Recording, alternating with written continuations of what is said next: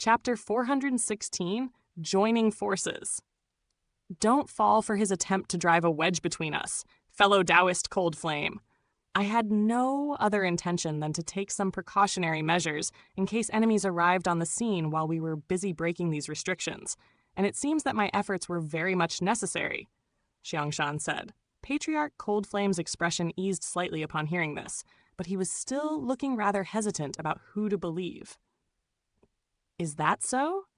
In that case, why did you summon the flag in secret without telling fellow Taoist Cold Flame? Han Li asked with a faint smile. That was indeed an oversight on my part, Xianxia conceded in a slightly awkward manner. He hadn't actually summoned the flag for the purpose of attacking Patriarch Cold Flame. Instead, it was just a hidden trump card that he could call upon to seize the initiative in the case of any mishaps.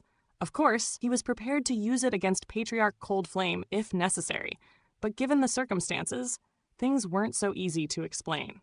You're not to blame, fellow Taoist Xiang. I was simply too gullible and susceptible to the words of others, Patriarch Cold Flame said in an indifferent voice.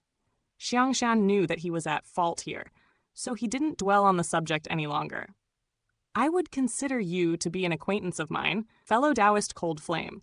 There are bound to be many precious treasures in this Lightfrost Palace. It's sure to be a very dangerous place as well, so why don't we join forces and explore it together? You're aware of my powers, and I'm sure you know that I can be of great assistance to you, Han Li said. Patriarch Cold Flame's brows furrowed slightly upon hearing this, and he offered no response. Rest assured, fellow Taoist Cold Flame, I simply want to repay you for bestowing the great universe origin arts upon me.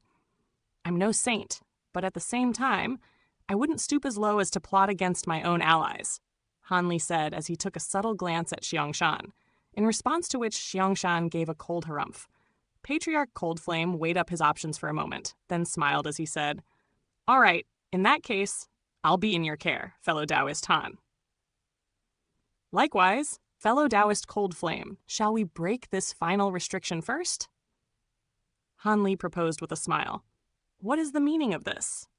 Xianxia interjected with a dark look on his face. Please don't misunderstand. Fellow Taoist Xiang, it's not like there's any vendetta between us. It's just that you attacked me without allowing me a chance to explain myself, and that resulted in a misunderstanding. In my opinion, let's leave this matter behind us. At the moment, all of us have a shared objective, so we should work together to break this restriction. Time is of the essence, after all, Han Li said as he turned to Xianxia. Xianxia was silent for a moment, then smiled as he replied, I agree, fellow Taoist Han. Please forgive me for my earlier rash actions, fellow Taoist Cold Flame. If we do find any treasures in the palace, you can have the first pick. There's no need to apologize, fellow Taoist Xianxia. Now that fellow Taoist Han and this fellow Taoist have joined us, our chances of success will naturally be greater than before. By the way, may I know your name, fellow Taoist? Patriarch Cold Flame asked as he turned to Lu Yuqing. Xianxia also turned his attention to Lu Yuqing upon hearing this. You're far too kind, Senior. I wouldn't dare to regard myself as an equal to the two of you with my paltry cultivation base. I'm only accompanying Brother Han to broaden my horizons. And I would be more than satisfied if you could spare me a few treasures that aren't up to your standards, Lu Yuqing hurriedly replied. It was clear that Han Li had presented himself under a different identity to Patriarch Cold Flame, so she had immediately made an adjustment and begun referring to Han Li as Brother Han instead of Brother Liu. Both Patriarch Cold Flame and Xianxia's expressions eased slightly upon hearing this. The more time we waste here, the higher the likelihood that something could go wrong. So, let's begin right away. Keep doing what you were doing before, and I'll also lend you my assistance to break this restriction, Han Li said. Patriarch Cold Flame and Xianxia both nodded in response, and the latter swept a sleeve through the air to stow away his golden longsword and golden flag, then flew to the same position as before to resume his efforts. Patriarch Cold Flame also sprang into action, and the 5 spirit treasures in the air lit up once again as the pillar of 5-colored light re-emerged. A layer of dazzling starlight emerged from the starry light barrier, and there were countless stars surging over its surface, presenting a profound sight to behold. Balls of five-colored light flew out of the pillar of light before striking the starry light barrier, and a string of resounding booms rang out as the starry light barrier trembled incessantly. Meanwhile, Han Li stowed his 7 bright star rings away, then channeled his great universe origin arts with all his might, and radiant starlight instantly appeared over his arms. Immediately thereafter, he lashed out at the starlight restriction down below with ferocious might, unleashing a barrage of fist projections that rained down upon the starry light barrier. Liu Yuqing was also doing what she could to help, summoning an azure feather fan that she swept through the air to send countless azure blades of wind hurtling toward the starry light barrier. Their combined efforts were extremely formidable, and the starry light barrier was unable to withstand the assault, quickly being stripped down to only a thin layer. However, right at this moment, the sky above the island suddenly began to rumble, and the white mist up above began to swirl, forming an enormous vortex. Han Li's brows furrowed slightly as he looked up into the sky, while Xianxia yelled, "The restriction is trying to draw upon star power from the heavens to replenish itself. If we can't destroy it now, it won't be long until it makes a full recovery, so it's now or never." Xianxia yelled, "That's right, we can't allow it to recover." Patriarch Coldflame chimed in. The two of them made a rapid series of hand seals, and the pillar of 5-colored light brightened considerably as countless balls of 5-colored light shot out from within, then converged to form another enormous ball of light in the blink of an eye before descending toward the starry light barrier. Han Li also responded to the call, taking on his giant mountain ape form amid a flash of golden light. At the same time, 18 specks of starlight appeared on his chest and abdomen to complement the golden light radiating from the rest of his body. The giant mountain ape pounded its own chest with its fists, then let loose a thunderous roar before swinging its fist viciously through the air. An enormous golden fist projection instantly appeared with streaks of starlight revolving around it, and the fist projection fell upon the starry light barrier. Liu Yuqing also renewed her efforts as her azure feather fan began to radiate dazzling azure light, and it released an azure wind dragon that swooped down with ferocious might. Several earth-shattering booms rang out in succession, and a series of cracks finally began to spread over the starry light barrier.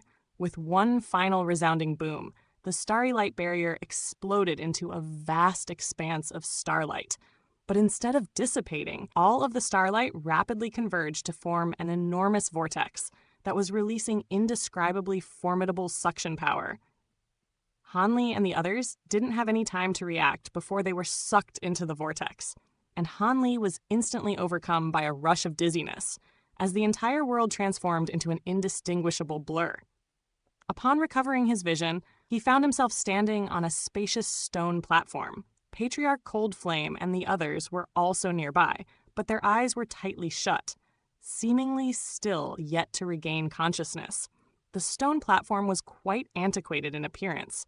It had a dark azure hue and was over 1,000 feet in size. Beneath Han Li and the others was a teleportation array that was still operating and radiating bursts of white light. Han Li was still feeling a little dizzy, and he shook his head vigorously to clear away the dizziness before inspecting his surroundings. At this moment, he was situated in a blue space with a sun up above.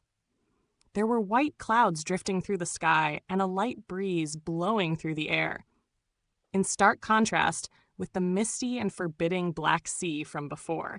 This must be the real Lightfrost Palace.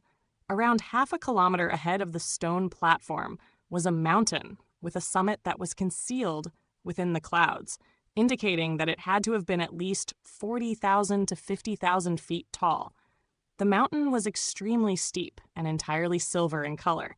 There was a ball of faint purple light situated on the mountain summit, and Han Li could see the outlines of a purple palace within the ball of light.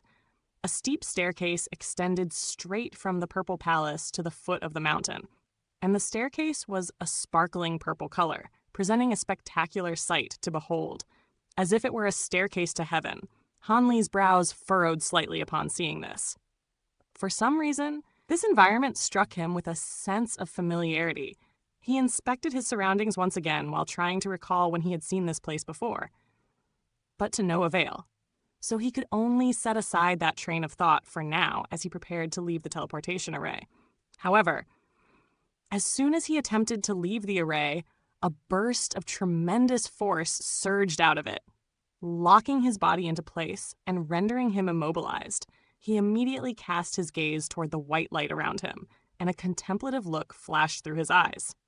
Before long, Patriarch Coldflame, Xianxia, and Lu Yuqing also regained their consciousness one after another, and Lu Yuqing began to look around with an awestruck expression. In contrast, Patriarch Coldflame and Xianxia completely ignored their surroundings as they turned to stare at the purple palace on the mountain summit with a fervent look in their eyes. However, neither of them moved. So this is the Light Frost Palace. It really is a spectacular place. Lu Yuqing praised as she tried to take a step forward, only to find herself also locked into place, just like Han Li. The teleportation array is still operating. We'll only be able to get out once it completely ceases operation, Patriarch Coldflame explained. Lu Yuqing turned to him with a grateful nod upon hearing this, while Han Li also took a glance at him in silence. He had intentionally driven a wedge between Patriarch Coldflame and Xianxia in order to recruit the former to his side. And he had done this because Patriarch Coldflame had already entered this place once. Having explored many secret areas in the past, Han Li knew how much an asset having an experienced guide could be.